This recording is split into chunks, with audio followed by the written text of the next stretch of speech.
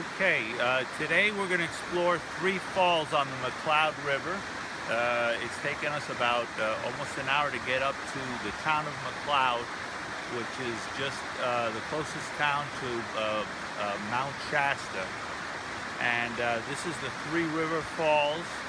This is the beginning of our hike. There's three falls here as well. And if you just pan down, Masha, you can see, this beautiful river down below. The temperature's spectacular.